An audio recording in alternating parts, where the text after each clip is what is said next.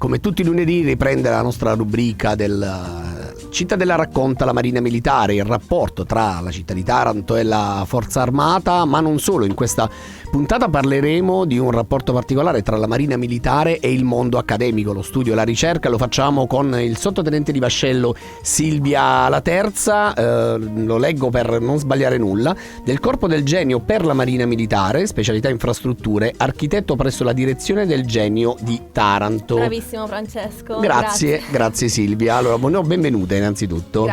Grazie Francesco, buongiorno a tutti le ascoltatrici e gli ascoltatori di Radio Cittadella. Bene, allora partiamo da questo. Oggi parleremo di una cosa insolita, in qualche modo rara, ma che magari potrebbe diventare particolarmente diffusa, una tesi di laurea che in qualche modo ha riguardato la Marina Militare e a cui la Marina Militare ha voluto dare un supporto alla studentessa, che tra un po' sarà qui con noi, Silvia. Sì. Come la Marina Militare offre il suo sostegno, il suo supporto alla ricerca, allo studio, al mondo accademico? Quindi, partendo dalla idea di una studentessa dell'Università della Basilicata, Marina Lunoce, una laureanda in architettura, ha preso corpo questa collaborazione tra l'Arsenale Militare Marittimo di Taranto e l'Università appunto della Basilicata. Come? Aprendo le porte dei propri inventari, dei propri archivi, di tutto quello che poteva essere utile alla ricerca e allo sviluppo di questa tesi, attraverso quindi gli uffici dell'Arsenale, ma anche attraverso appunto la direzione del Genio per la Marina Militare. Abbiamo cercato il più possibile di coadiuvare Marina nel suo lavoro. Abbiamo cercato di fornire tutta la documentazione necessaria, quella a nostra disposizione, quindi planimetrie storiche, documentazione fotografica, testimonianze dirette e indirette. Abbiamo scansionato grandi planimetrie che abbiamo nei nostri archivi. Abbiamo cercato di fornire tutta la bibliografia necessaria. Io devo dire che sono già affascinato dall'idea di aprire un archivio della Marina Militare, di una forza armata che qui a Taranto praticamente da un secolo, chissà quante storie, quanta storia c'è da raccontare in quelle stanze, in quei documenti. Assolutamente sì, quindi abbiamo sia varcato la soglia di questi inventari e sia abbiamo quindi virtualmente un po' sconfinato oltre il muraglione dell'Arsenale per scoprire insieme a Marina il fascino di un edificio rappresentativo dell'Arsenale e di archeologia industriale in generale. Tu hai detto esattamente questo, oltre il muro dell'Arsenale, che è un po' il titolo di questa puntata della rubrica che abbiamo voluto dare, perché cercheremo di scoprire insieme con lei l'officina Calderai. Il dettaglio della sua tesi di laurea lo vedremo con Silvia, però ecco, Silvia, con che cos'è l'officina Calderai? Perché insomma ha questa grande importanza, questa rilevanza al punto tale da costruirci una tesi di laurea sopra? In generale l'officina Calderai è dove lavoravano i maestri calderai, cioè coloro che costruivano, manutenevano e riparavano le caldaie delle navi.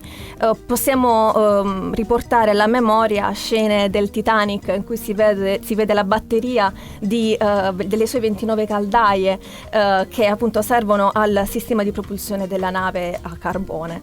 È un mestiere molto affascinante che aveva bisogno di grandi spazi e il fascino di questo edificio è proprio nella purezza del suo volume. Si tratta di un grande edificio, stiamo parlando di ben 61 metri per 72 per un'altezza massima di 20. Sono solo 3 navate, quindi immaginiamo questa spazialità che si è ben prestata ad accogliere l'idea di Marina.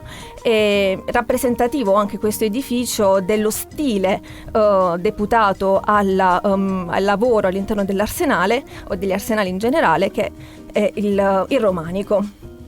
Allora, io quello che volevo capire è, voi avete aperto, partiamo da un altro piccolo dettaglio, tu sei stata la referente perché sei un architetto del Genio? Sì. Giusto? Sì. Quindi eri la persona più deputata, diciamo, in qualche modo a sostenere una laureanda in architettura. Sì, anche per complicità e per comunanza di esperienza. E immagino parliate lo stesso linguaggio, Esatto. in qualche modo. Però diciamo non sei stata l'unica, c'è stato un intero staff in qualche modo che si è messo Sì, a ci lavorare. siamo messi in moto per lei o in generale la Marina, quando si tratta di coadiuvare gli enti di ricerca, l'università cerca di mettere in campo tutte le proprie risorse, perché scopo comune è quello comunque di recuperare la memoria e che è un patrimonio non solo della Marina, non solo militare, ma dell'intera comunità, sia tarantina sia italiana.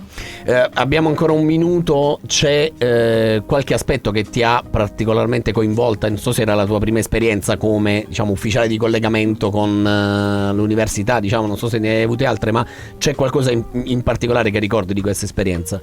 E l'impegno nella ricerca, perché gli elementi utili sono un po' nascosti, bisogna farfugliare all'interno degli archivi, non facilmente reperibili sono i documenti, quindi quello che è stato affascinante comunque poi la gioia della scoperta e di far venire fuori quello che poi ha messo insieme e raccolto con l'attività della studentessa, poi può venire fuori in qualcosa di un'idea nuova, quindi sempre dalla memoria prendere e far venire fuori un qualcosa di utile a tutti. Stiamo parlando nell'ambito della nostra rubrica che vuole raccontare la Marina militare di quello che c'è oltre il muro. Ovviamente parliamo del muro dell'Arsenale, in particolare stiamo raccontando della collaborazione tra Genio per la Marina militare e università per la riscoperta di alcuni che sono veri e propri tesori che si trovano all'interno dell'Arsenale militare. Tra questi c'è l'Officina Calderai e di questa parliamo con Marina Lonoce, che è una laureanda in architettura dell'Università della Basilicata che sta conducendo il suo progetto di tesi proprio su l'Officina. Ciao, buongiorno Marina. Buongiorno a tutti gli ascoltatori e le ascoltatrici di Radio Cittadella. Ben trovata. Grazie. Allora Marina, prima di tutto come nasce in te questo desiderio o anche come hai scoperto dell'Officina Calderai? Allora, parto dal fatto che la mia tesi è una tesi in recupero tecnologico degli edifici e improntata sull'archeologia industriale. Da qui l'idea dell'Officina Calderai, poiché è di notevole importanza da un punto di vista sia statico che strutturale e essendo una delle prime officine ad essere state edificate, parliamo del 1892. Mamma mia. E in riferimento anche al ruolo che occupava all'interno dell'arsenale marittimo militare, poiché si occupava della manutenzione dei tubi e delle caldaie delle navi. Di notevole importanza sia da un punto di vista statico e strutturale e per il ruolo che svolgeva. Sì. E quindi insomma così nasce anche un po' il desiderio di scoprire qualcosa in più di questa officina. Alla luce insomma degli studi che stai facendo, cosa se ne potrebbe fare di questa officina? Allora, la mia idea progettuale è basata sulla Scuola Allievi Operai, che è un corso triennale che ogni arsenalotto svolgeva, è entrato a far parte all'interno dell'arsenale e stante il lustro e la valorizzazione dell'arsenale non solo da un punto di vista del patrimonio architettonico, ma anche per quanto riguarda la cantieristica navale e eccellenza del nostro territorio, e considerando le dimensioni dell'Officina Calderai, ben si presta ad occupare la facoltà di ingegneria navale, assente in Puglia, nonché la quinta in Italia, magari con sede distaccata dal Politecnico di Bari, che permetterà ai futuri studenti e ai futuri ingegneri di poter studiare e toccare quasi con mano le tavole e le documentazioni che hanno nel tempo definito la storia dell'ingegneria navale, magari circondata da imminenti interventi di musealizzazione, da archivi e biblioteche.